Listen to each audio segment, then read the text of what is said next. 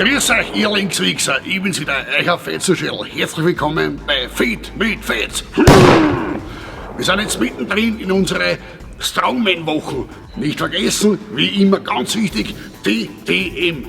Trainer, Trinken, Motivation. Der Trainer ist da, das Trinken kommt gleich und die Motivation kommt hier. In Person meines lieben Zacharias Upfer. Servus Zacharias.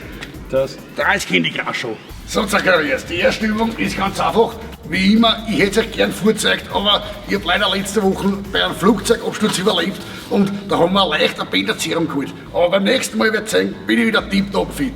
Zacharias, erstes Trommelbewerb, du nimmst diese Bierkisten, hebst das hoch und schlämst das vor die Reker. Alles klar, und ich stopp die Zeit. Los, geh mal, komm!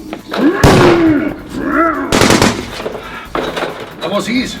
Ich hätte jetzt extra aussuchen für dich. Nein, also ich glaube, Zacharias, ist das nur wohl zu schwer? Wir nehmen was Leichtes. Schau, mit das. So, aber jetzt komm, weiter, geh mal. Aha. Ja, man sieht, er macht es jetzt ein bisschen leichter, aber das Takt ist sehr gut.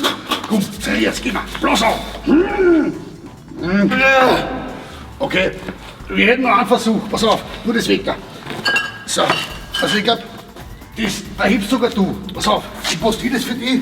So, Achtung und los, geh mal, go! Ja, komm. Ja, super macht er das. Bleib und halten.